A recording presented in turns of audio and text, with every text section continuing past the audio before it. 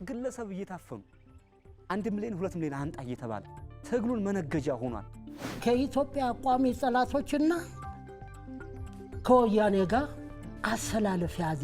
ግብጽ የአማራ ህዝብ ተበደለ ብላ አይደለም እየረዳችን ያለ የምትፈልገው ነገር ስላለ እዚህ ፍልስፍና ውስጥ ከተቱንና ተቋማትን እያወደምነ እንድንሸልም ግባችናቸው ያደረግነ እንዲመስለን አደረጉን።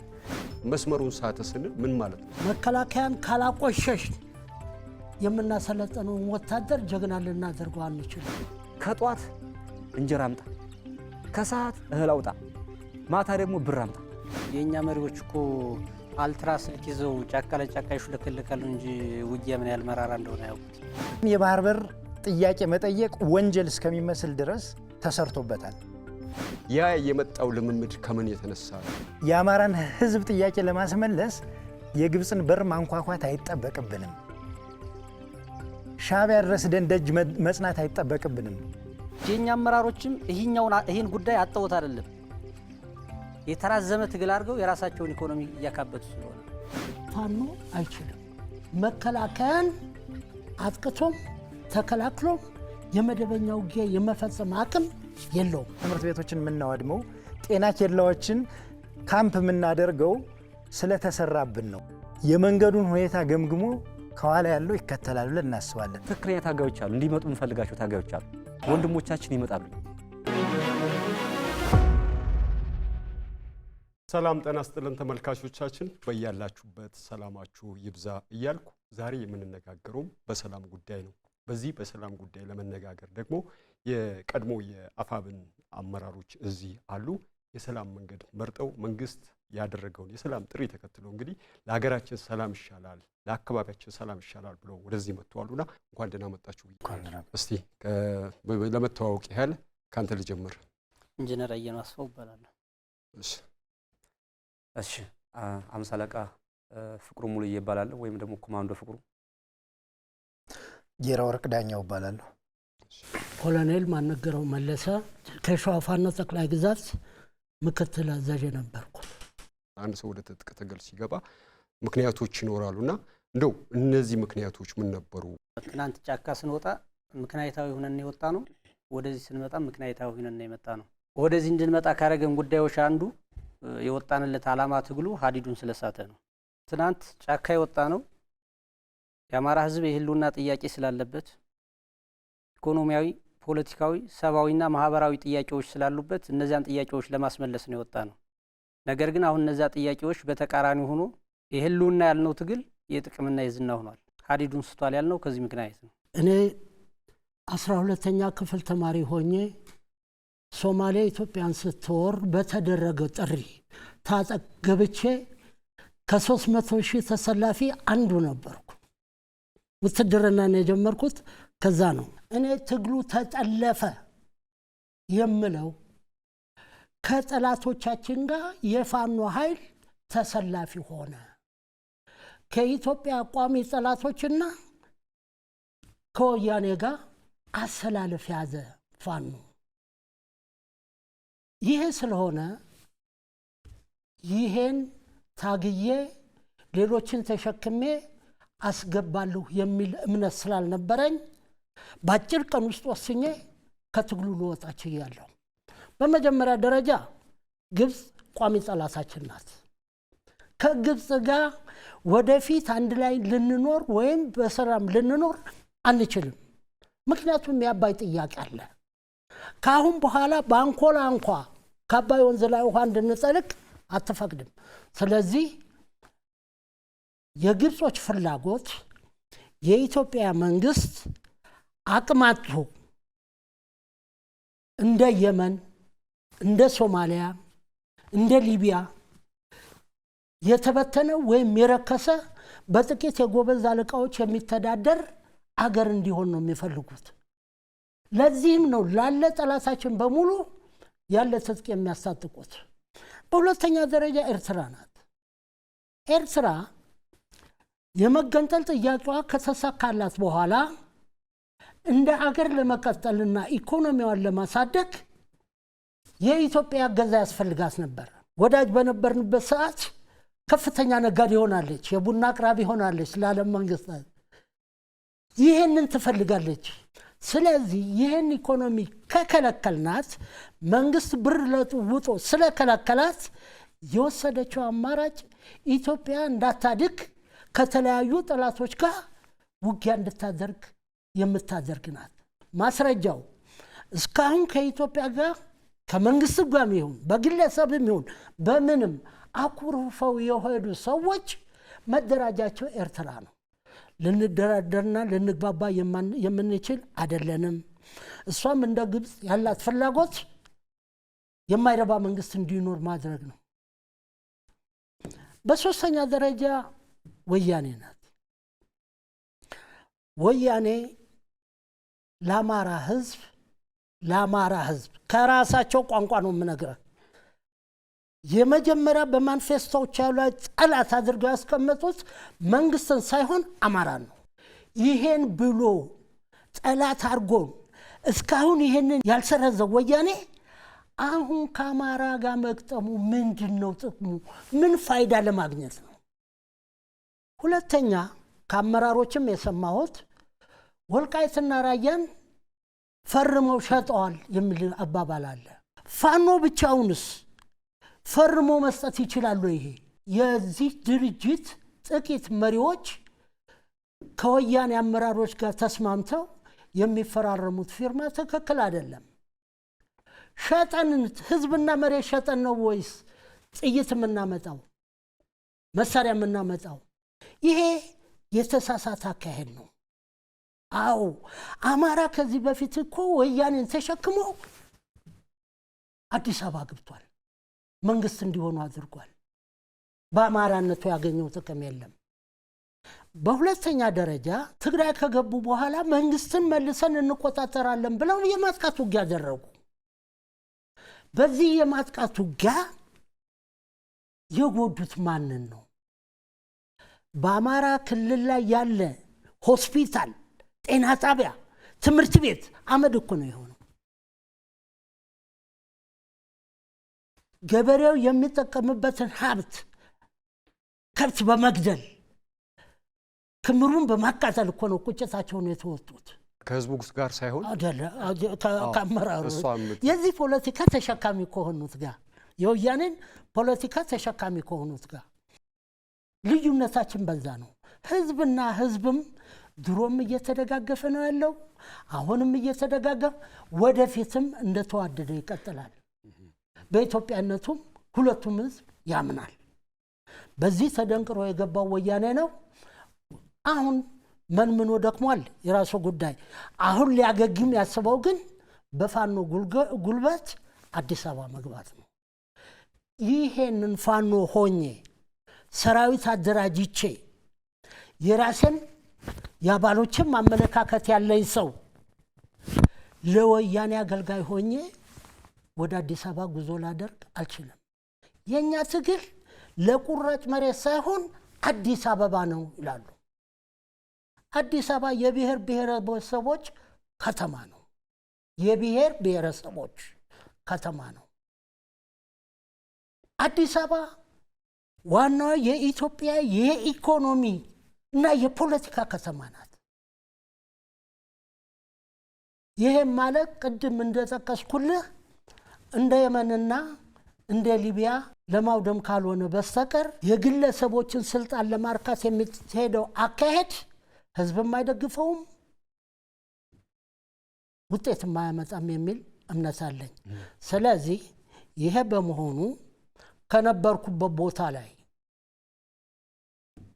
ሁኔታውን እንዳወቅኩ እንዳረጋገጥኩ በአስቸኳይ በዚህ ትግል ውስጥ ከመሳተፍ ለመንግስት እጁን ዘርግቶ ግቡ እያለ ስለሆነ ወደዛ መጥቼ በሰላማዊ መልክ ብታገል ይበልጣል በሚል ውሳኔ ይኸው እዚህ ደርሻለሁ። አምሳ አለቃ ፍቅሩ እባላለሁ። የቀድሞ የመከላከያ ሰራዊት የነበርኩት አሁን ደግሞ የአማራ ፋኖ ብሔራዊ ንቅናቄ ምስራቅ አማራ ቀጠና ምኒልክ ዕዝ የ303ኛ ግዝፉ አሳምነው ዋና ሰብሳቢና ወታደር አዛዥ ነኝ ማለት ነው። ከራሴ ሲጀምር እኔ ቀድሞ መከላከያ ሰራዊት ነበርኩ ማለት ነው። በ17 ዓመቴ ነው ወደ ትግል የተቀላቀልኩት። አልሸባብና ኦለሊፍ በነበረበት ሰዓት ላይ ኢትዮጵያን ለመውረር ኢትዮጵያን ለማውደም በሚዘጋጅበት ሰዓት ላይ በዛን ሰዓት ላይ ነው የወጣሁት ማለት ነው። 12ኛ ክፍለ ጦር 4ኛ ሬጅመንት ላይ ነበርኩት። ከዛ ተነስቼ ደግሞ ወደ ልዩ ዘመቻ ነው የመጣሁት ማለት ነው። ወደ ኮማንዶ ክፍል ማለት ነው። በክብር ነው የወጣሁት። 11 ዓመት ኢትዮጵያን ሀገሬን አገልግያታለሁ። ወደ አማራ ፋኖ ደግሞ የወጣንበት ምክንያት ምንድነው? ተበደልን ተከፋን የሚል ነገር ይዘን የወጣነው።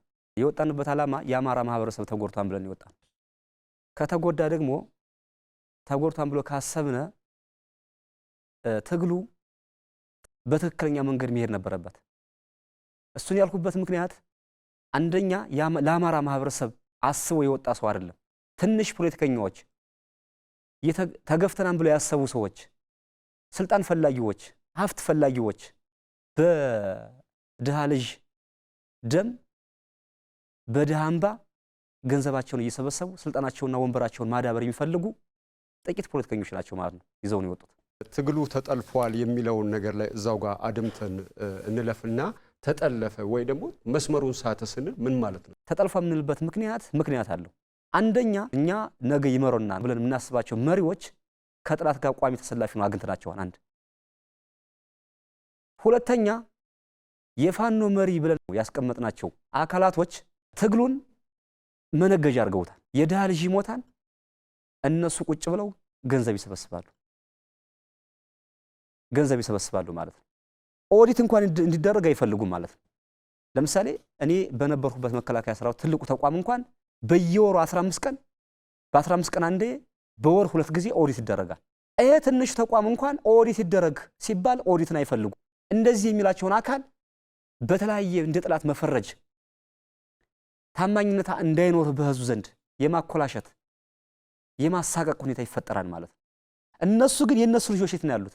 አሜሪካ፣ ጀርመን፣ አውስትራሊያ፣ አዲስ አበባ ነው ያሉት። ባህር ዳር ቤት እየተገዛላቸው ትምህርት እየተማሩ የድሃ ልጅ ይሞታል። መሪ ብለው የታሰቡ ሰዎች ደግሞ ገንዘባቸውን እያከማቹ አካውንታቸውን እያደለቡ ኪሳቸውን እያሳበጡ ልጆቻቸውን እያስተማሩ በድሃ ልጅ እንባ እየቀለዱ ይገኛሉ ማለት ነው። ሌላ ቋሚ ጥላት የምንላቸው ግብጽ አለች። ከግብጽ ጋር መቼም ቢሆን ልንሰማ አንችልም። ለምን? ሀገራችን ኢትዮጵያ መነሻችንም ኢትዮጵያ መዳረሻችንም ኢትዮጵያ ናት። የውጭ ጸረ ሰላምና የውስጥ ጸረ ሰላም ኃይሎችን መከላከል አለብን ከተባለ ለኢትዮጵያ ካሰብነ ግብጽ ጋር ሆነን ሳይሆን መዋጋት ያለብን አቅም ካለውና ወይም ደግሞ ለኢትዮጵያ ከታሰበ ብቻውን ሆኖ መዋጋት ያለበት አንድ አካል ማለት ነው። ለምሳሌ ግብጽ አባይ ጉዳይ ታነሳለች። መቼም ቢሆን አንስማማም፣ አንድ ሆነን ልንቀጥል አንችልም። ሁለተኛ ደግሞ ከሱዳን ጋር ሱዳን በመተማ ያለው መሬት ወይ ሁመራ መሬትን ትፈልጋለች። በዚህ አንስማማም። ሌላ ሻዕቢያ ጥይት ይሰጣል፣ መገዳደያ ይሰጣል፣ መሳሪያ ይሰጣል፣ ያቀርባል። የሚሞታው ግን የኢትዮጵያ ማህበረሰብ ነገ ለኢትዮጵያ ያስፈልጋሉ የተባሉ ጀግና ትውልዶች ሀገርን ይተካሉ ተብለው የታሰቡ ሰዎች እያጣን እንገኛለን። ከላይ ያለው መሪ ባለመማሩ ዕውቀትና ማገናዘብ ቢችሉ ከቋሚ ጥላት ጋር ተሰልፈው ኢትዮጵያን መውጋት አይችሉም ነበር። ስለዚህ ከነዚህ አካል ጋር ሆነው የሚታገሉ የፋኖ መሪዎች እንዴት ልደግፋቸው ትችላለህ? ስንነግራቸው ደግሞ እያወቀብን ይሄ ሰው መወገድ ያለበት ይባላል። ባረቀ ጥይት ባረቀ ብላችሁ ግደሉት። ያመጡት ፋሽን ማለት ነው። ባረቀ ብላችሁ ግደሉት ወይም ደግሞ ተሳስተን ነው በሉት እያሉ ስንት ጀግናዎቻችን በራሳቸው እጅ የገደሏቸውና የረሽኗቸው ሰዎች አሉ። ታስረው የሚገኙም አሉ። በዛ መተሳች ለአማራ የሚጠቅሙ ነገ ደግሞ ለኢትዮጵያ የሚጠቅሙ ጀግና አዋጊ፣ ጀግና ምሁራኖች፣ ጀግና ለሀገር የሚጠቅሙ ሰዎች እየታሰሩ ይተሰቃዩ ይገኛሉ ማለት ነው። ወደ ጫካ ከመግባቴ በፊት አማራ ወጣቶች ማህበር ሰብሳቢ ነበርኩኝ። እንግዲህ ስንነሳ ብዙ ጥያቄዎችን ይዘን ነበር። በሲቪክ አደረጃጀቱም ስንጠይቃቸው የነበረ ጫካም ስንገባ ይዘናቸው የተነሳን ጥያቄዎች የፖለቲካ ጥያቄ ነበረን፣ የኢኮኖሚ ጥያቄ ነበረን።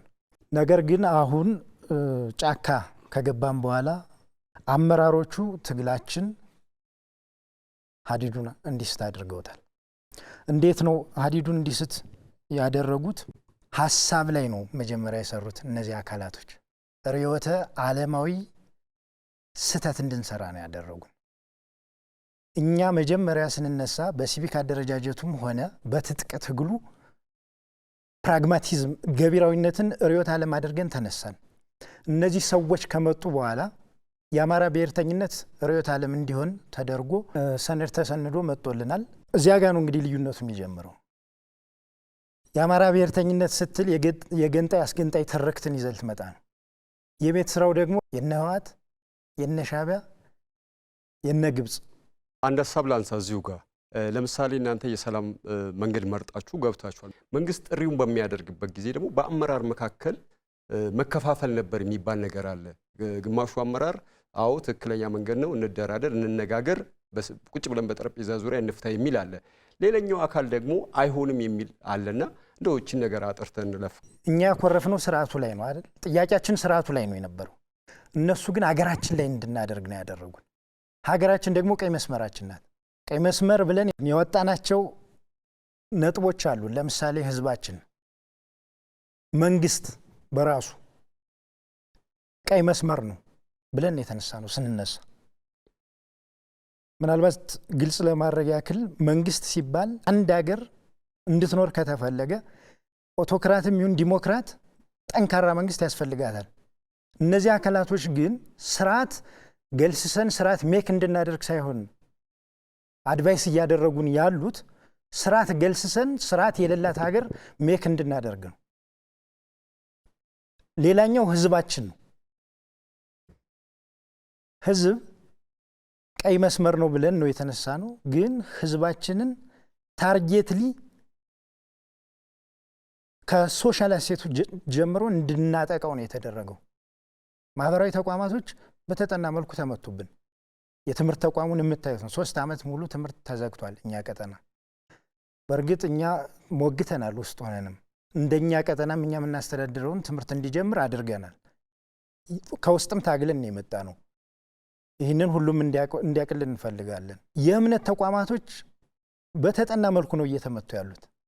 አሁን ብዙ ጊዜ የኢትዮጵያ ኦርቶዶክስ ተዋሕዶ ቸርች የትግሉ ደጋፊ እንደሆነች ተደርጎ ይወራል። ለመምታት ነው ዓላማው።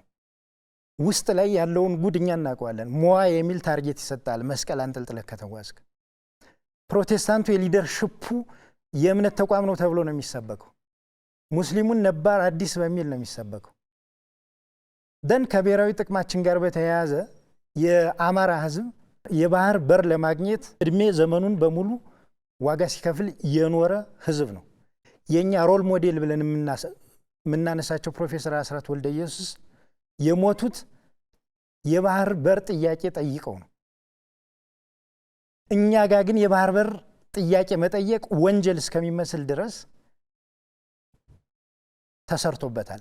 በታሪካችንም በፍልስፍናችንም በሶሻል አሴታችንም እነዚህ አካላቶች ቴክኒካሊ ገብተው እየመቱብን ስለሆነና መስመራችንም ስለተለያየ ርዕዮተ ፖለቲካዊ ልዩነት ስለተፈጠረ በእኛና በአመራሮቹ መካከል ስልት ለመቀየር ተገደናል። አሁን እኛ የመጣ ነው ስልት ቀይረን ጥያቄዎቻችን ተመልሰውልን አይደለም የመጣ ነው። ቅድም የጠቀስኩልህና ዘርዝረን የያዝናቸው ብዙ ጥያቄዎች አሉን። እነሱ ጥያቄዎች አልተመለሱ። ግን አሁን በነበርንበት መንገድ ብንሄድ እነዚያ ጥያቄዎችም ሊመለሱ ስለማይችሉና እኛም የያዝነው መንገድ ቅድም ያነሳውልን ቀይ መስመሮች የሚያጠፋብን ስለሆነ እና ሀገራችንን ልናፈርስ ስለሆነ ስልት ቀይረን ወደ ጠረጴዛው መጠናል። ለምን? አሁን የያዝነው መንገድ ህዝባችን ወደ ገደል የሚከት ስለሆነ መንግስት አልባም ስለሚያደርገን እየተሰራ ያለው ስርዓት ቢውልድ ማድረግ በምንችልበት አኳን ሳይሆን ስርዓት አፍርሰን ስርዓት አልበኝነት እንዲነግስ ማድረግ ላይ ስለሆነ እና ብዙ አገራቶች ላይ ተሞክሮውንም ስለምናውቀው ብዙ የመካከለኛው ምስራቅ ሀገራቶች ስርዓት እንቀይራለን ብለው ስርዓት እናዋልዳለን ብለው በስርዓት ላይ አኩርፈው ሀገር አፍርሰዋል። ብዙ የአፍሪካ ሀገራቶች ስርዓት ላይ አኩርፈው ስርዓትን ገልስሰን ስርዓት እንተክላለን ብለው ርዕዮተ ዓለማዊ ስላላደረጉት መንገዳቸውን ኢምፕሪሲዝም በሚል ፍልስፍና ስለገቡ ሀገራቸውን አፍርሰዋል። እኛ ደግሞ በዚያ መንገድ ሂደን ሀገራችን ማፍረስ ስለሌለብን ቆም ብለን በማሰብ ስልት ቀይረን መጠናል። ለምሳሌ ከግብጽ ድጋፍ ይደረጋል፣ ከኤርትራ ድጋፍ ይደረጋል፣ ከወያኔው አመራር ድጋፍ ይደረጋል ሲባል ምንድነው ማሳያዎቹ? የአማራ ጥያቄዎች በኢትዮጵያ ሰማይ ስር ነው ሊፈቱ የሚችሉት። በየትኛውም ስሌት ወይም ስሜት ካርቱም ወይም መቀሌ አስመራውን የምናስመልሰው ጥያቄ የለም። ለዚህም ነው ትግሉ ተሽጧል የምንለው ማለት ነው። እነዚህ ሀገሮች ታሪካዊ ጠላት ናቸው ካልን ከትናንት ታሪካቸው ከአሁን ነባራዊ ሁኔታቸው ተነስተን ነው።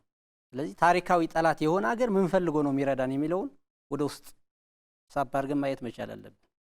አሁን ለህዝብ ነው የወጣን ካልን ህዝብ ይዳን ካልን ካጉል ፉከራ ሽለላው ወጠን ጊዜ ሰጠን የጭሞና ጊዜ ሰጠን ህዝባችን የሚድንበትን ካሰብ ነው።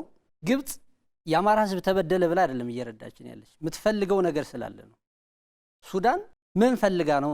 ህዋትም ኤርትራም ከአማራ ህዝብ ላይ የምትፈልገው ጉዳይ ኢሹ ስላላት ነው እኛን እየረዳች ያለች እንጂ ከሌላው የኢትዮጵያ ማህበረሰብ ለአማራ ህዝብ ነው የቀርብለታለሁ ብላ አይደለም። አመራሮች የኛ አመራሮችም ይህን ጉዳይ አጠውት አይደለም ያልተቀደሰ ጋብቻ እየፈጸሙ ያሉት ማለት ነው። የተራዘመ ትግል አድርገው የራሳቸውን ኢኮኖሚ እያካበቱ ስለሆነ ነው። ለትግል የወጣ ሰው ፎቅ አያስገነባም፣ መኪና ይገዛም፣ ቤት አይሰራም። ለትግል የወጣ ሰው ለትግል ነው መዋል ያለበት። ስለዚህ የኛ መሪዎቹ አባሉ ኖርማል ጥሩ አባል አለን አሁንም መምጣት የሚፈልግ ለህዝቡ ይጠቅማል ይበጃል የሚለውን ውሳኔ የሚወስን አባል አለ። ከላይ ያስቀመጥናቸው አመራሮቹ ግን በጥቅም የታወሩ የፖለቲካ ግልሙትና እየሰሩ ያሉ ሰዎች ስላሉ ነው። ለአማራ ታገላለሁ ብሎ የወጣ አካል የራሱን ህዝብ አይሸጥም። ስለዚህ እነዚህ ጋር ደግሞ እኛ መስራት ስለማንፈልግ ነው ወደዚህ ይመጣ ነው። ህዋት በእጃዙር እየረዳች ያለችን ወልቃይትና ራያን ትወስዳለች የሚል ከኛ አመራሮች ጋር ስምምነት ስላላት ነው። አጀንዳው ጠልፏል። የውጭ ኃይሎች በዚህ ትግል ውስጥ እጃቸውን ከተውበታሉ። የከፍተኛ አመራሮችም ከውጭው ኃይል ጋር ግንኙነት ያደርጋሉ የሚል ይናፈሳልና ከዛ ውጪ ይሄን ተከትሎ ደግሞ የሚገቡ የትጥቅና አጠቃላይ እገዛዎች አሉና እንደው በቦታው ላይ ስለነበራችሁ እነዚህ ምን ያህል እውነት ናቸው? ቅድም ጓዶች ሲጠሯቸው ከነበሩ ሀገራቶች ጋር ግንኙነት አለ። እነማን ነው የሚለው? ምናልባት በስም መጥቀስ ካስፈለገ ከነ ኢሳያስ አፈወርቂ ጋር ከነ አልቡርሃን ከሱዳኑ አልቡርሃን ጋርና እንዲሁም ከግብጽ ጋር ግንኙነት አለ።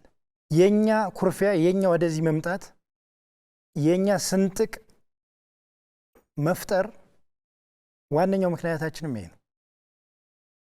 ያ ትውልድ በሚል አንድን ትውልድ እንደ ትውልድ እንዲረገም ያደርጋሉ የኛ ጓዶች። ግን ምናልባት ትውልድን እንደ ትውልድ ማየት ተገቢ ባይሆንም ያ ትውልድ ተብሎ እንዲነሳ ያደረጉ የኛ ጓዶች ናቸው። መፎክራቸውም አዲስ ምናምን ነው። እኔ እንኳን ፎክሬበት አላቅም። የፌስቡክ ገጽን ማየት ይቻላል። አዲስ ትውልድ፣ አዲስ ራዕይ፣ አዲስ አስተሳሰብ ምናምን የሚል መፎከር አለ። ምንድነው? ስተት የሆነ ትውልድ ነበር ነው። የተሳሳተ ሐሳብ ነበረ። ራዕይ የሌለው አካል ነበረ ነው። ያ አካል የት ላይ ነው ያለ? የስልሳዎች በመባል የሚጠራው ነው። ያ ትውልድ ይባል እንበል ከተባለ የዚያ ትውልድ አክተሮች ከሆኑ ግለሰቦች ጋር ለምሳሌ ኢሳያስ አፈወርቂ፣ ሻለቃ ዳዊት ወልደ ጊዮርጊስ የሀገራችን መሰነጣጠቅ የብሔራዊ ምልክቶቻችን መፈተን ምክንያት ናቸው ብለን የምናቀርባቸው ግለሰቦች ጋራ ጥምረት ተፈጥሯል። አንድነቱ ሲሰራ ግን አሸማጋይ ሆኖ የመጣው ሻለቃ ዳዊት ወልደ ጊዮርጊስ በእያንዳንዷ የኢትዮጵያ እጥፋት የሚገኝ ግለሰብ ነው። ለምሳሌ ያክል የጃንሆይ ስርዓት ኦቨርስሮው ሲደረግ ከአፍራሾች ወገን ነበረ። የወንድሙን የነ ሙሉጌታ ወልደ ጊዮርጊስን የአባቱን የነ ብላታ ወልደ ጊዮርጊስ ነገር እንተውና ማለት ደርግ ወደ ስልጣን ከመጣ በኋላ የመለዮ ለባሾች ንቅናቄ ተፈጥሮ ነበር። 80 ላይ ፍጻሜውን ያገኘው ወይንም የነ ሜጀር ጄኔራል ፋንታ በላይ የመፈንቅለ መንግስት ሙከራ ከ71 ጀምሮ እየተንከባለለ የመጣ 71 ላይ ጥር ላይ በህቡ የተደራጀ የኢትዮጵያ ነፃ ወታደሮች ንቅናቄ የሚባል አደረጃጀት ነበር። ለምኖ ደጅ ጸንቶ ከዚያ ንቅናቄ አባል እንዲሆን ሆኖ ነገር ግን ሌላ ከጀርባውም ሌላ እጅ አለ፣ የያዘው ፕሮጀክት አለ።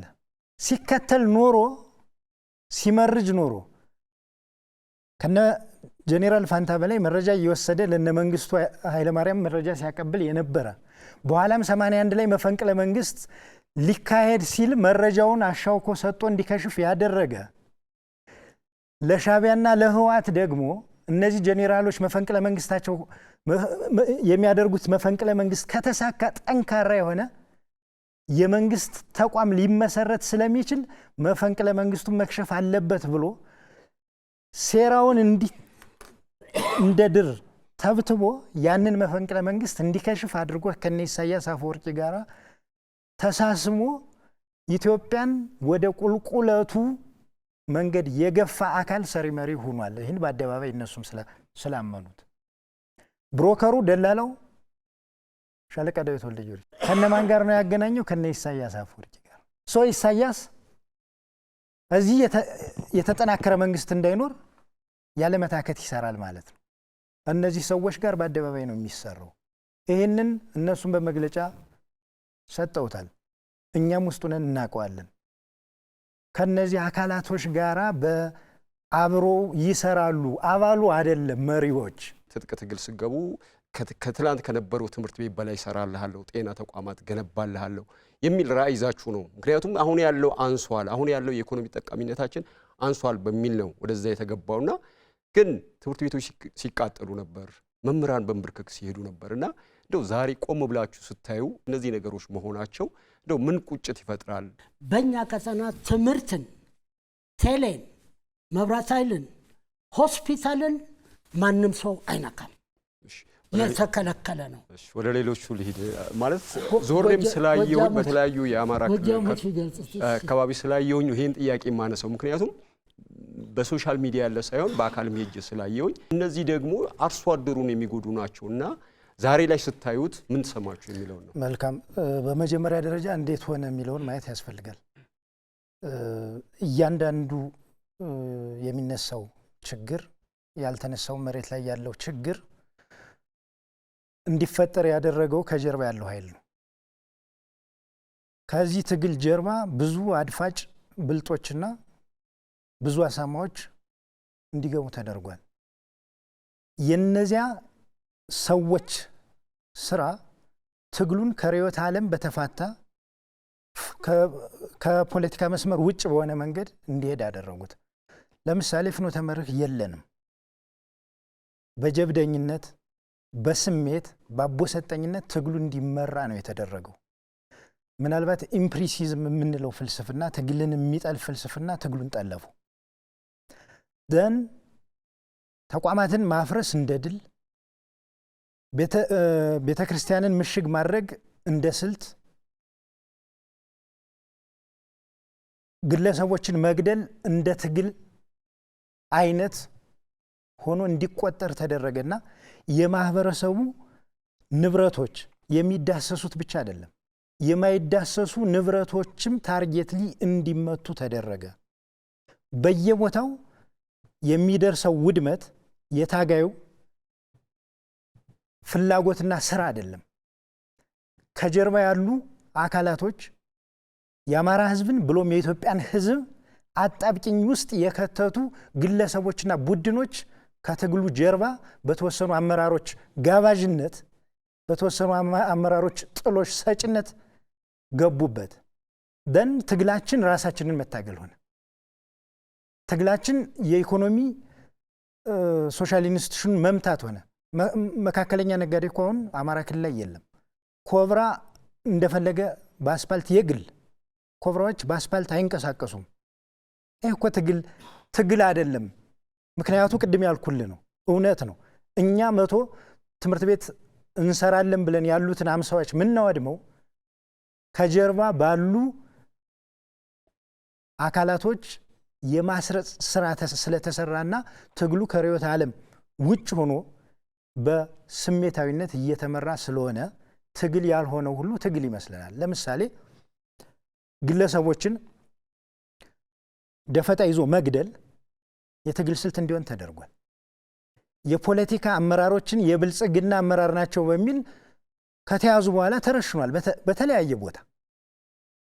ግን አንድ ስርዓትን ታርጌት አድርጎ የሚሰራ የትግል ድርጅት ወይንም አብዮት የማይሰራው ስራ ነው። ከታሪክ እንኳ ምሳሌ ብናነሳ የኮሚኒስት መሪዎች ናቸው ያመጡት ይህንን ደፈጣ ይዞ ግለሰቦችን ማጥፋት፣ ቡድኖችን ማጥፋት። ግን በኋላ ክሪቲሳይዝ አድርገውታል። ፎኮይዝም ይሉታል እነ ቸኩቬራ።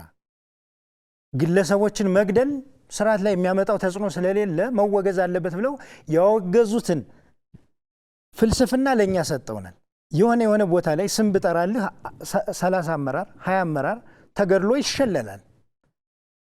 ይህ ግን በርዕዮተ ዓለም ለሚታገል አንድ አብዮተኛ ትግል አይደለም። ለምሳሌ እነ ጆን ኤፍ ኬኔዲ በምዕራባዊ ሊበራሊስት አኩራፊዎች ተገደሉ። ስርዓቱ ላይ ግን ምን ለውጥ መጣ? ምንም አልመጣም። ግን በስርዓት የተመሩ ድል ላይ የደረሱ አካላቶችን ብናነሳ ግለሰቦችን ታርጌት አላደረጉም።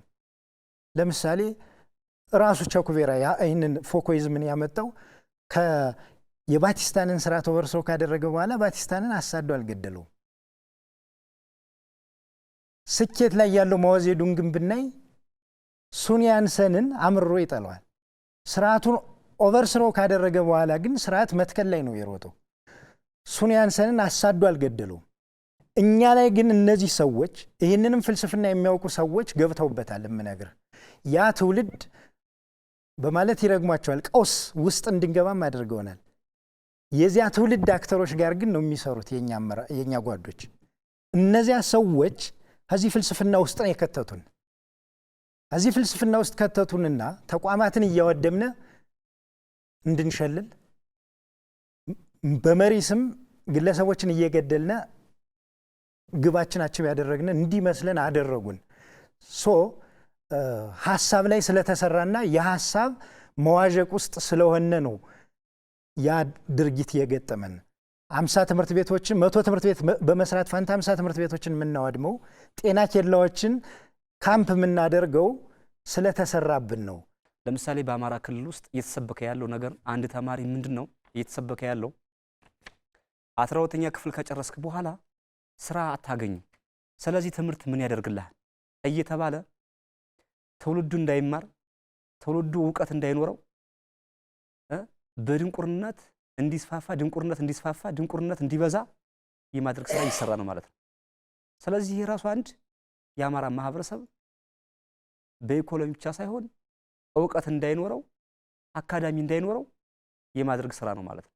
ስለዚህ ሊወገዝ ይገባል። ማህበረሰቡ ማወቅ አለበት፣ መንቃት አለበት ማለት ነው። ማህበረሰቡ መነገድ አልቻለም። ማህበረሰቡ በድህነት አረንቋ ተዘፍቋል። ማህበረሰቡ እንደምንም ብሎ እንዳያርስ ታገል እየተባለ እየተገደደ ነው። አባት አርበኛ ነህ፣ መሳሪያ ይዛን ታገል ግባ፣ ካልገባህ መሳሪያን አምጣ። ከዛ ወዲህ ደግሞ እንደምንም ብሎ አርሶ አመት ሲደርስ ውጊያ ይፈጠራል፣ በአብሪ ጥይት እህሉ ይቃጠላል። እንደምንም ብሎ ደግሞ አርሶ ሸምቶ ሊበላ ሲፈልግ ከጧት እንጀራ አምጣ፣ ከሰዓት እህል አውጣ፣ ማታ ደግሞ ብር አምጣ እየተባለ ድሃው እንደ ድህነት እንዳይኖር ሰርቶ ለፍቶ ያዘጋጀውን ደግሞ እንዳይበላ ሰቀቀን ተጥሎበታል ማለት ነው። የለኝም ሲል ደግሞ በሩ ላይ መደብደብ ሁኔታ፣ ሌላ ግለሰብ እየታፈኑ 1 ሚሊዮን 2 ሚሊዮን አንጣ እየተባለ ትግሉን መነገጃ ሆኗል ስንል ያለ ምክንያት አይደለም፣ በምክንያት ነው። ለምሳሌ ቢጃይ የሚባሉ ይሄ ቢራ የሚያመላልሱ መኪናዎች አሉ፣ ተሳቢዎች አሉ። እነዚያን በማፈን ይሄን 1 ሚሊዮን ካላመጣህ 2 ሚሊዮን ካላመጣህ እየተባለ የማገት ሁኔታ ይፈጠራል። ሌላ ፋኖን እኔን ሰድበኛል፣ ፋኖን አባሉን ሳይሆን መሪውን በሆነ ነገር በፍትህ ነገር ከተነጋገረ ለምን እንደዚያ ነገረኝ፣ ለምን ደፈረኝ፣ ለምን እውነቱን አወቀብኝ በማለት አፍናችሁ አምጡ በማለት ያን ሰው 2 ሚሊዮን 3 ሚሊዮን እንዲከፍል የማድረግ ሁኔታ። ስለዚህ ይሄ ትግል ሳይሆን ዘረፋ ነው። ማህበረሰቡ በድህነት አረንቋ ተዘፍቋል።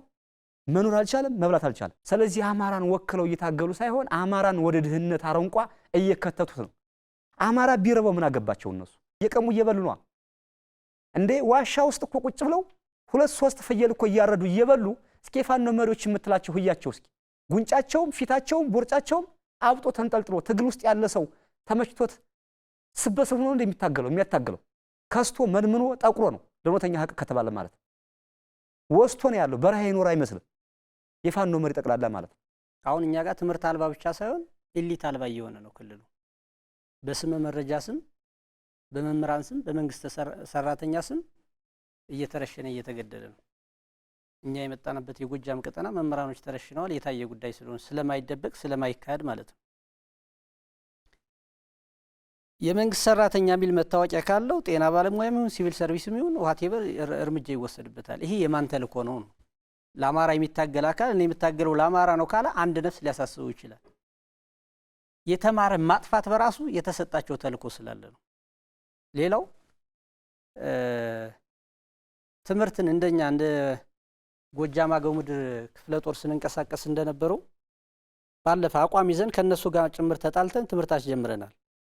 የሚገርመው ግን እኔ ከመጣሁ አሁን በዚህ ሳምንት እንኳን እኛ ጋር አስቁመውታል። አሁን ወጥተን ከመጣን በኋላ አስቁመውታል ትምህርቱ። ያ ማለት ተተኪ ትውልድ እንዳይኖር ነው የሚፈልገው ማለት ነው። በጣም የሚያሳዝነው ትምህርት የሚያግደው አካል የት ልጁን ያስተምራል? ባህር ዳር ልጁን ያስተምራል። የግል ትምህርት ቤት ቅንጹ መኖሪያ ቤት ተይዞለት የኛ የጎጃም አገው ምድር የጎጃም ቀጠና አመራሮች ልጆቻቸው ዝቅተኛው ባህር ዳር ከዛ ውጪ አዲስ አበባ አሜሪካ ነው የሚማሩት። የሱን ልጅ አሜሪካና አዲስ አበባ እያስተማረ የድሃ ልጅ ትምህርት ያግዳል። በዚህኛ እንጣላ ነበር። አሁንም ቢሆን ሌላው ህዝቡም ቢሆን ማወቅ ያለበት የሱ ልጅ ከትምህርት አልባ ሲታገድ አመራር የሚባለው ሰው ግን የተሻለና የግል ትምህርት ቤት ላይ እየተማረ ያለበት ሁኔታ ነው ያለው። እና ትምህርት የማስቆሙ ዓላማ የሌላ ሰው አካል ስለሆነ ነው። ለትምህርት ብቻ ሳይሆን ለመሰረተ ልማት ሁሉ ጠር ሆነናል። እኛ ትምህርቱን ማስቆም ሳይሆን ትምህርት ቤቱን ማፍረስ አለኩ የብልጽግና ነው ተብሎ ማለት ነው። ይሄ ከምን የተቀዳ ነው? ማን ያስተማረ? ማን የላከው? ሌላ የሚልክ አካል ስላለ እኛ እኮ ጣሊያን የሰራው ትምህርት ቤት ላይ ነው የተማርነው። ጁኒየር ትምህርት ቤት ብልጽግና የሰራው ነው ተብሎ ትምህርት የሚፈርስበት ዓላማ ምንድነው ነው? መሰረተ ልማት አልባ እንዲሆን ነው የሚፈልገው ክልሉ። ይህን የሚያደርጉ ከላይ ያሉ አካሎች ናቸው፣ የሚልኳቸው አካሎች ስላሉ ነው። ባጭሩ በትምህርት ዙሪያ እየተደረገ ያለው ትውልድን የማምከን ስራ ህዝቡም የሚመለከተውም አካል ትኩረት ሰጥቶ አሁን ባክኗል፣ ቀጣይ እንዲጀመር ግን ትልቅ ትኩረት ተሰርቶ መሰራት አለበት። የተቋረጡትም መቀጠል አለበት ነው። ድንበራችንም መሸሸጊያችንም መከላከያ ነው። የትኛውም ሉዓላዊ ሀገር መከላከያ ካሌላት፣ ጠንካራ መከላከያ ካሌላት ቅድም እንዳነሳችሁት እንደ ሌሎች ሀገሮች የመበተን እና ለጠላት መፈንጫ የመሆን ነውና መከላከያውን እንደ አውሬን ይመሳል አለና ያ የመጣው ልምምድ ከምን የተነሳ ነው? ይሄ ደግሞ በሀገር ሉዓላዊነት ላይ ቀዳዳ መክፈት አይሆንም ብላችሁ አስባችሁ አታውቁም? ጭፍን አመለካከት እንዲኖረው የተደረገው ለምሳሌ የህወሓት 2013 ጦርነት ሲነሳ እኮ ህወሓት ሰሜን ዕዝ ነው የጨፈጨፈችው። አሁን የተዳቀቀች ክልል እንድትሆን እኮ መጀመሪያ አናቱን ነው የመታችው። ይህ አስተምሮ ወደኛ ወርዷል። የተጣላ ከስርዓቱ ጋር ከሆነ ከአንድ ሀገር ጠባቂ ጋር አይደለም መጣላት የነበረብህ። ህወሓት መከላከያውን መታች፣ መጨረሻ ግን ሳቱ እሷ ተረፈ። የኛም ክልል ይሄ ጣፈንታ እንዲፈርድበት ነው ይሄ የተደረገው ማለት ነው። አሁን ግን እኛ እየበደልነው ስለሆነ ህዝቡ ማን ጋር ነው የሚለውም በግልጽ ስለሚታይ ማለት ነው። መከላከያዎች አሁን እኮ ከገቡበት ቀጠና ሲወጡ ህዝቡ እያለቀሰ ነው። ምንድነው የሚፈልገው? መከላከያውን ነው ማለት። ብሔራዊ ምልክት ናቸው ብላ የምታስባቸውን በሙሉ የመታችብንና ለሌላውም መንገድ ያሳየች ህወሓት ነች። ሰሜን ዕዝ ላይ ማይደፈረውን አይነክ የሚባለውን ተቋም መታ ያን አስተሳሰቧን ወደ ተለያዩ ቀጠናዎች ልካ ይሄ የሆነው ነገር ሆኗል። አሁንም ግን አልረፈደም ነው። ከረፈደ ግን ያልቅልናል። ቅድም ሲባል እንደነበረው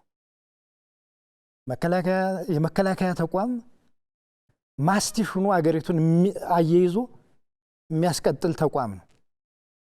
አሁን ከኛ ቀድሞ ህዝቡም ነቅቶ እኛን ደህና አደራችሁ ማለት ትቶ መከላከያው ሲመጣ መከላከያው መጣልን ወደሚል ደረጃ ላይ ደርሷል። ቋሚ ጠላቶች ብዬ ያልኳቸው የመከላከያችን ተቋም ጠንካራ ከሆነ እናጠቃለን እንዋጋለን የሚል ተስፋቸው ይቆማል። ምክንያቱም ያለው አቋም የነሱን ጦርነት ፍላጎት ያግደዋል። ስለዚህ ትልቁ የሀገራችን መከታና የመጨረሻው ድንበር መከላከያችን ነው። ነገር ግን አሁን በተያዘው አካሄድ መከላከያን ካልተዋጋን፣ መከላከያን ካላቆሸሽ የምናሰለጥነውን ወታደር ጀግና ልናደርገው አንችልም። ፈሪ ነው፣ ደካማ ነው በሚል መገንባት አለበት። የግድ የሚያደርገውን ድርጊት በሙሉ ማንቋሸሽ አለበት። ይሄ የባንዳነት አካሄድ ነው። ባንዳነት ነው። አሁን ወደዚህ ስንመጣኛ አንዳንድ ፌስቡክ ጽሑፍ ላይ አመለከታለሁ። ባንዳ ሆነ ምናምን የሚል ይጽፉልኛል። እኔ ወደ ሀገሬ ነው የመጣሁት፣ ወደ ሀገሬ መንግስት ነው የመጣሁት። ለሀገሬ መንግስት ላገለግል ነው። የእነሱ መንገድ ትክክል አይደለም። ከጠላቶቻችን ጋር ወግናችኋል ብያለሁ። ባንዳ እነሱ ናቸው። የሀገር መከላከያ ሰራዊትን ዝቅ አድርገው የሚስሉና ወደ ማህበረሰቡ የተለያየ ነገር አስተሳሰብ እንዲኖር ማህበረሰቡን መቀረጽ የሚፈልጉ ሰዎች አንድ በመከላከያ ሰራዊት ጀግንነት አይናቸው ስለሚጠቁር፣ ሁለተኛ ደግሞ የፋኖ መሪን ብለው ያሰቡ ትላልቅ መሪዎቹ የመከላከያ ስልጠናን አያውቁትም፣ የመከላከያን ህግ አያውቁትም። ማዕረግ እኮ የረከሰበት አጋጣሚ አለ። እዛ ገና 3 ዓመት ሳይታገል ሻለቃ ይባላል። የሀገር መከላከያ ሰራዊት እኛ ባለንበት ሁኔታ ላይ በአማራ ክልል ላይ አቅሙን አልተጠቀመም። ምክንያቱም የአማራ ወጣቶች ሀገራቸውን ነገ መጥቀም ይችላሉ፣ በሰላም መግባት አለባቸው፣ መሞት የለብንም፣ መገዳደል የለብንም ብሎ ስለሚያስብ ሙሉ አቅሙን አልተጠቀመም መከላከያ ሰራዊት። ሙሉን ቢጠቀም ግን ምን ያክል እንደሚጠቀምና ወይም ደግሞ ምን ያክል ቦታዎችን ይዞ ምን ያክል መማረክ ምን ያክል መግደል እንደሚችል ስለምናውቅ ማለት ነው። ስለዚህ ዲያስፖራው የሚያውቀው በኢንተርኔት ነው፣ ማጨብጨብ ነው። ማን ትግሉን እየመራው ነው፣ ማን ነው ትክክለኛ ሰው፣ ማን ነው ትክክለኛ ለአማራ የቆመው የሚለውን ነገር እያወቀ አይደለም። አይኑን ጨፍኖ በስምና በርቀት በስልክ በወንጭፍ ሄይ ሄይ ብቻ እያሉ እንደ ማሽላ ጠባቂ ሆይ ሆይ በማለት እንደ ንብ አስፋሪ የድሃ ልጅ የሚሞተው የድሃ ልጅ ዲያስፖራ እኮ $100 ቢያግዝ ነው። $100 ደግሞ በህይወት አይለወጥም፣ አይገኝም። እሱ ሲመጣሉ ይደርሳሉ ይና ስለዚህ እሱም ገንዘብ ደግሞ ያሁኖ ደግሞ አይደርስም ለአባሉ። አባሉ ልብስ የለውም፣ አንዲት ልብስ ለዓመት ነው የሚጠቀመው፣ እንደው ከተገኘም ነው። ያችም ደግሞ ከቤተሰብ ለምኖም ብሎ ምናምን ነው የሚለብሰው። ከዛ ውጪ ዲያስፖራው የሚልከው ገንዘብ አይደርሰውም ለሰራዊቱ፣ ከታች አይደርሰውም ሰራዊቱ ማለት አይደርስም። ኦዲት ይደረግ። ለምንድን ነው የማይደርሰው ሲባል የመቆርቆፍ ሁኔታ በቃ ሰራዊቱ ሊያሳምጥ ነው፣ የመንግስት ተልእኮ አለው በማለት እያነሳሱ ዲያስፖራው ደግሞ ከላይ ያሉ ሰዎችን ብቻ እየቀለበና እያገኘ የድሃ ልጅ ከታች የድሃ ልጅ እየሞተ ለምሳሌ እንበልና የመሪ ልጆች አይዋጋም። ፋኖ መሪ ብለው ያሰብናቸው ሰዎች ልጆች አይዋጉም፣ የሉማ። እሱ ደግሞ የሚውለው ዋሻ ውስጥ ነው፣ መድፍ የማይደርስበት ቦታ፣ ድሮን የማያገኘው ቦታ ላይ የሚሞተው የድሃ ልጅ ነው፣ ዋጋ የሚከፍለው የድሃ ልጅ ነው። እንደዛ አሁን እንኳን ከዲያስፖራው የሚመጣው ገንዘብ ለሰራዊቱ እየደረሰ አይደለም። ቢደርስ እኮ ሰየው፣ እየበላ እየለበሰ ቢሞት ሰየው። እንደዚህ ነገር እየተፈጠረ ስለሆነ ዲያስፖራውም መለስ ስሎ አይቶ ሆይ ሆይ ማለቱን ትቶ ማን እየታገለ ነው፣ ማን ለአማራ ማህበረሰብ ያስፈልጋል፣ ምንድነው ነገሩ ጠለቅ ብሎ ማሰብ አለበት ብዬ አስባለሁ። እዚህም መሰረታልና እነዚህ እዞች ደግሞ ማሟላት ያለባቸው ነገሮች አሉ። በመከላከያ ውስጥ ለምሳሌ እዝ ሲባል የራሱ የሆነ አደረጃጀት አለው፣ የራሱ የሆነ ቁጥር አለው፣ የራሱ የሆነ የመሳሪያ አቅም አለው። ይሄ ግን አንዳንዶቹ የሚሉት ምንድነው ለእዙን በቁጥር በማብዛትና ለፕሮፓጋንዳ ነው የሚሉት አሉና ምን ያህል ያሟላ ነው? በእዝ ደረጃ እዝ ብለን አቋቁመናል። እነዚህ ክፍሎች እንደዚህ ቢደራጁ እንደ መደበኛ ሰራዊቱ የተሟላ የውጊያ አቅም ያለው አይደለም። ነገር ግን የመንደር ከበባዎች ላይ የግፊያ ውጊያ ያደርጋል። በእነዚህ የሚያገኛቸው ድሎች አሉ። እንደ መደበኛ ሰራዊት ግን አቅዶ ቆሞ የሚዋጋበት ቦታ የለም። በመከላከል ውጊያም ቢሆን ያስከው መሬት እስከ መጨረሻው ጠብቀ ማስከበር ነው። ፋኖ ይህን ውጊያ አይፈጽምም። ማጥቃት ከመጣበት ወረዳውን ለቆ ይሄዳል። ሽምቅ ውጊያ ላይ ያለ ሲያገኝ ይተነኩሳል፣ ሲያጣ ይሸሻል።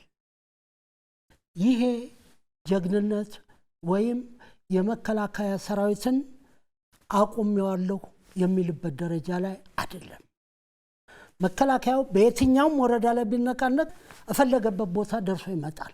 መከላከያን አጥቅቶም ተከላክሎም የመደበኛ ውጊያ የመፈጸም አቅም የለውም። አንዲት ትንሽ ወረዳ መውረር ይቻላል። በተለያየ አቅጣጫ ገብቶ ውጊያ መፈጸም ይቻላል። ግን ጀግና ሊባል የሚችለው የያዘውን ከተማ እስከ መጨረሻው ሲያስከብር ነው። አንድ ሰዓት ባልሞላው ጊዜ ውስጥ ለቆ ይወጣል። ይሄ የሽምቅ ውጊያ ነው፣ የመደበኛ ውጊያ አፈጻጸም አይደለም። ስለዚህ ከእንደዚህ አይነት የውጊያ ሚዛን ስትወስደው ከመከላከያው እኩል ነው ሊል አይችልም። ያለው እውነት ይሄ ነው። የፋኖ መዋቅር ምን ይመስላል? በሰፈር የተደራጀ ከሰፈር ያልወጣ በእህት በወንድም በአክስት ልጅ የተዋቀረ መዋቅር ነው። ይሄ ነው አንዱ ራሱ ደግሞ የአማራ ማህበረሰብ ወደ ኋላ ሊጎተው የቻለው ማለት ነው። ምክንያቱም ደም ያለበት ደሙን ይመልሳል። በአሁኑ ሰዓት ላይ ከማረሚያ ቤት የወጣው እከሌ ነው ያሳሰረኝ በማለት ብቀላን ያካሂዳል። ከዛም አልፎ ደግሞ ያጎት ልጅ ወንድምየው ሻለቃ መሪ ከሆነ ወይም ክፍለ ጦር መሪ ከሆነ ያክስቱ ልጅ ምክትል ነው። አስተዳደሩ ያጎት ልጅ ነው። ፋይናንሱ የእህት ልጅ ነው። ገንዘቡን ማን ያመቻቻል? ያክስቱ ልጅ። የሆነ ነገር ተልኮ ሲሰጠው ተልኮ ማን ይፈጽማል? ያጎቱ ልጅ። ትእዛዙ ማን ያወርዳል? ወንድምየው። ስለዚህ ትግል እንደዚህ ነው ወይ? ትግል እንደዚህ አይደለም። ፍትሃዊ መዋቅርም አይደለም። አምባገነንነትና ሽፍትነት ነው።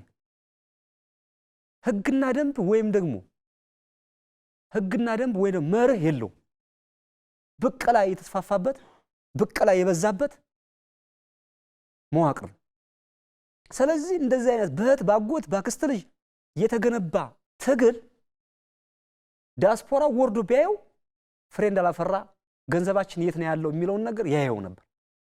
በሚዲያ በሬ ወለደ ብሎ በሚዲያ ሆይ ስለሆነ የሚያየው ያክስት ያጎት ልጅ እዛው ስልጣን ፈላጊነት በጣም አለ።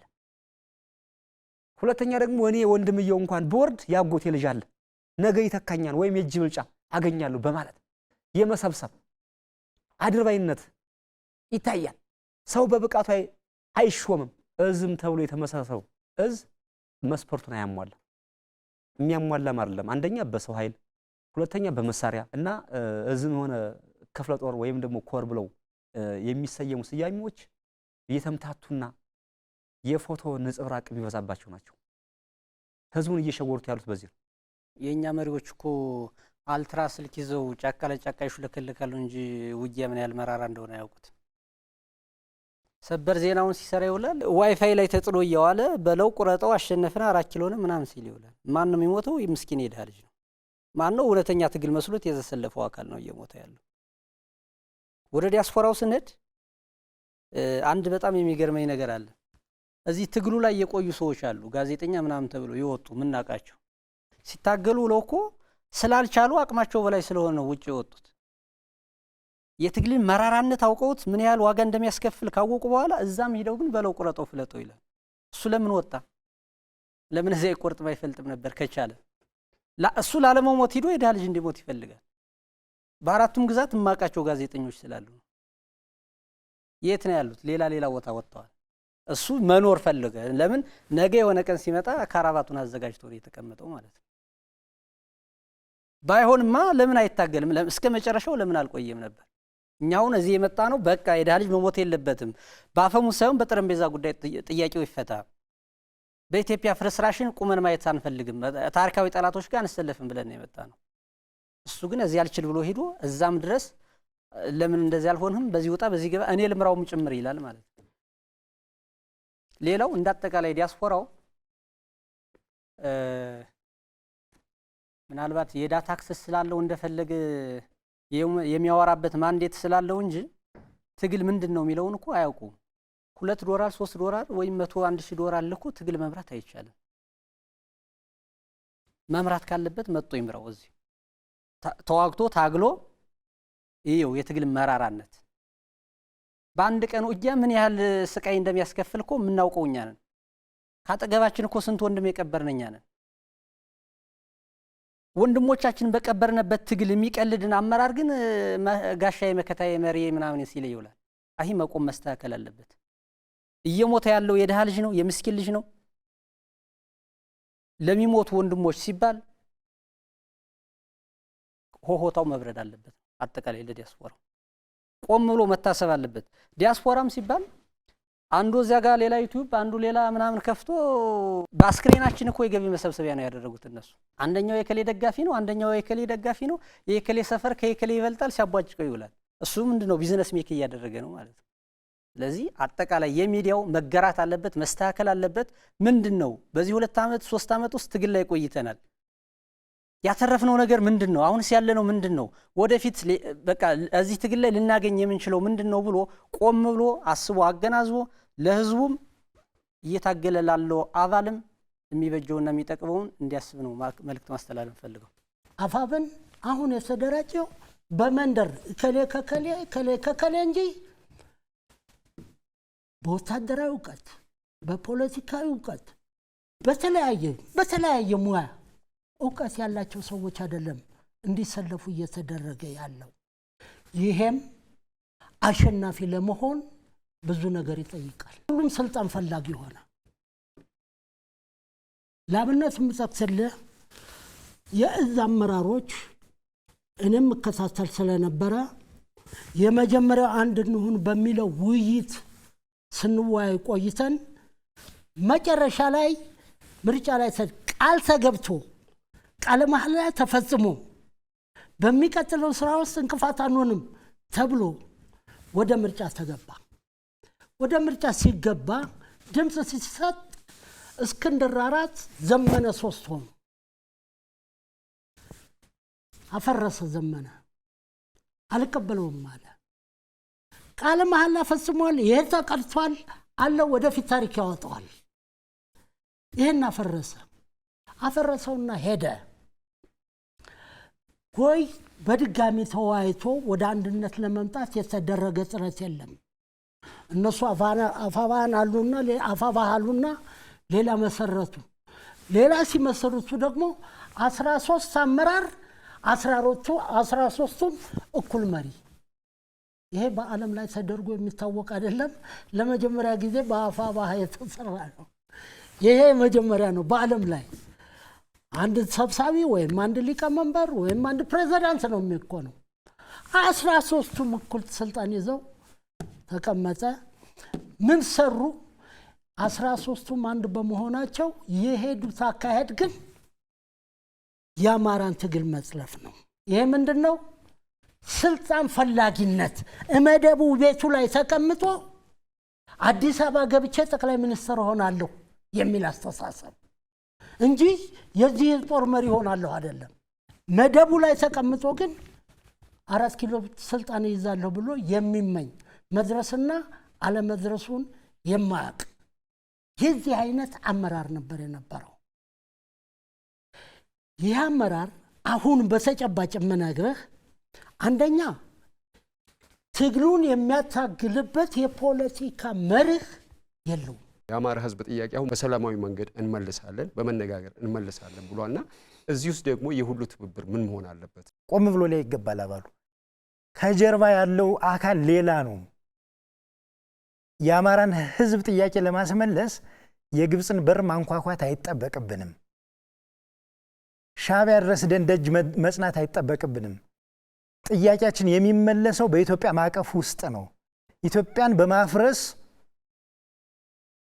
በኩል መጥፎ የታሪክ ድርሻ እንዲኖረን መሆን የለበትም፣ ህዝባችንንም አይመጥንም የሚለውን ይዞ መጠየቅና ድርድር አንፈልግም ከሚሉት ወገን ሳይሆን ድርድር ምንግርግር የለም መግጠም ነው የሚሉ አንዳንድ ጀብደኞች አሉ። ከነሱ እሳቤ በወጣ መልኩ የትኛውም ያፈሙስ ትግል መጨረሻው ጠረጴዛው ስለሆነ በትክክለኛው መንገድ ጥያቄን አቅርቦ በዚህ እኛ አሁን አብሪ ሆነን የመጣ ነው። አብሪ ነን እኛ። የመንገዱን ሁኔታ ገምግሞ ከኋላ ያለው ይከተላል ብለን እናስባለን። እኛ አብሪ ሆነን ስንመጣ ደግሞ መንግስት ምቹ ሁኔታዎችን አመቻችቶ ሜዳው አሳታፊ እንደሆነ የሚያስሮጥ እንደሆነ ማሳየት አለበት። አባሉ ደግሞ በተደራጀ መልኩ ከላይ ያለውን የገማ አካል ኦቨርስሮ ማድረግ አለበት።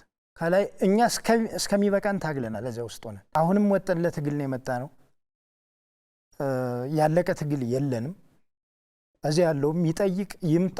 በጠረጴዛ ዙሪያ የህዝባችንን ጥያቄ እናስመልስ። የጦርነት ቆንጆ የሰላም መጥፎ የለውም። ስለዚህ ከማን ምን ይጠበቃል ከሚለው መንግስትም እንደ መንግስት ከወረዳ እስከ ፌዴራል ያለው አካል በደንብ ትኩረት ማድረግ መቻል አለበት። እኛን እንደ ብሪጅ እንደ ድልድይ መጠቀም መቻል አለበት። ከውጭ ያለውም ይሄ የዲያስፖራው አካል ወይም ደግሞ ሰሪ መሪ ነው የሚለው አካል ወይም ደግሞ እኛ የሆነ ነገር ስንሆን የሽግግር መንግስት ምናምን የሚጠይቀው አካል እውነት ለህዝብ የሚያስብ ከሆነ ቆም ካለ አስቦበት ወደዚያ ትኩረት ቢገባ የተሻለ ይሆናል። ከዛ ውጭ እየተላለቅነ እየተባላን ቅድም እንዳነሳሁት ወደዚህ የመጣ ነው። አንድም ከዚህ በላይ መስዋዕት ላለመክፈል ነው። ትናንት በዚህም በኩል ጀግና ወድቋል፣ በዚህም ወድቋል። ገዳይምኛ ሟችምኛ ሆነናል። ሌሎች ሀገሮች የሚፈልጉት ይህን ታይሚንግ ቦምቡን ነው። ለምን የተዳከመ አማራ የተዳከመ ኢትዮጵያ መፍጠር ነው። ተረካቢ ትውልድ ማሳጣት ነው። ጀግና ወድቆ ያውቃል። የፌስቡክ አርበኛው ብቻ ነገ ምን ሀገሩን ምንም እንደማያደርግ ስለሚያውቅ የሚፈልገው ሚሽን ይፈጽማል ማለት ነው። ማን ግብጽም ሱዳንም ህወሓትም ኤርትራም ማለት ነው። ስለዚህ ከዚህ በላይ መስዋዕትነት ላለመክፈል መሬት ላይ ያለው አካል የመጣበትን ጉዞ መፈተሽ መቻል አለበት። እነማንን ቀበርነ? ትግሉ የተደረሰ እነማን በዚህ ትግል ኢንቨስተር ሆኑበት? ማን አስመጭ ላኪ ሆነበት? በዚሁ አጋጣሚ የአማራ ጥያቄ አንዱ ማህበራዊ ጥያቄ ያለበት ካለ አሁን እኮ እዛው አማራ ክልል ላይ ማህበራዊ መስተጋብሩን እየበጣጠስ ነው ያለን። 20 ምንሻ ከገደልን 20 ምንሻ አንዱ 5 ልጅ ሊኖረው ይችላል። 100 አማራዎችን ወላጅ አልባ እያደረግን ነው። በዚህ ጦርነት 70-80% አማራ ነው እያለቀ ያለው። አንደኛ በፋኖ ወገን ያለው ሙሉ አማራ አለ፣ ምንሻው አለ፣ አድማው አለ፣ ፖሊስ አለ፣ ሰላም አስከባሪ አለ፣ መከላከያ ያለው አማራ አለ። እንደው የሌላውን እንኳን እንተው ብንል እዛው እየሞትነ እዛው እየተገዳደልን ነው። እዚህ ቤት አንድ ሀዘን አለ፣ በዚህ በኩል የሞተ እዚህ ቤት ሌላ ሀዘን አለ፣ በዚህኛው የሞተ። ስለዚህ ማን ነው አባቴን የገደለው የሚል ትውልድ ጭምር እየተፈጠረ ነው ያለው። ይሄ ምንድነው? ማህበራዊ መስተጋብሩን እዛው ላይ እየበጣጠስንበት ነው ያለነ። ነገ ደም ሲመላለስ የሚኖር ማህበረሰብ እየፈጠርን ነው። ይህም ጭምር በደንብ መታሰብ መቻል አለበትና መሬት ላይ ያለው አካል ወገኑን ከማጥፋት የመጣበት የትግል መንገድ ቆም ብሎ አስቦ ይሄ አጉል የትቢት አዙሪት ላይ ወጠን ለትክክለኛ ሰላም መቆም አለብን ነው። በተናጠል የሚመጡ ወንድሞች አሉ። እነዚህን የሚመጡ ወንድሞችን በየወረዳው በየዞኑ ይገባሉ። ይሄ አካል ተገቢውን እንክብካቤ አድርጎ መቀበል አለበት። ለምሳሌ እኔ ስመጣ ወደ 20 አባል መጥቷል። አሁን አዊ ዞን እንጅባራ ላይ በጣም አሪፍ አቀባበል ተደርጎ እስካሁንም ድረስ አሪፍ ትሪትመንት ላይ ነው ያሉ። ስለዚህ በተናጠል የሚመጣውን ጭምር የትኛውም በመንግስት ሌጂትሜት ያለ አካል ጥሩ አቀባበል አድርጎ እንዲቀበለው ፈልጋለሁ። በጦርነት ምክንያት ብዙ ወንድሞቻችንና ብዙ ጓዶቻችን አጥተናል እና የሰላም መንገድን መንግስት አመቻችቶ ከጥፋታችሁ ተምራችሁ ከጥፋታችሁ ታርማችሁ ለሀገር ታስፈልጋላችሁ ብሎ እንደ ልጅ አይቶን እኛን ይሄን ቻንስ ስላመቻቸልን ምስጋናን አቀርባለሁ ማለት ነው። ስለዚህ አሁን ወንድሞቻችን ይመጣሉ። ሲመጡ ትክክለኛ ታጋዮች አሉ፣ እንዲመጡ እንፈልጋቸው ታጋዮች አሉ። እነዚያ ታጋዮች በተለያየ አጋጣሚ ሲመጡ የሚያስፈልገውን ነገር ከወረዳ እስከ ዞን እስከ ፌደራል ጭምር ስራዬ ብሎ ወርዶ መስራት ያስፈልጋል ማለት ነው። እንደ ድልድይ ሆናችሁ ስለመጣችሁ በጣም እናመሰግናለን። ጥሩ ውይይት አድርገናል። እኔ ጥያቄዎችን ጨርሻለሁ። መልካም ጊዜ እላለሁ።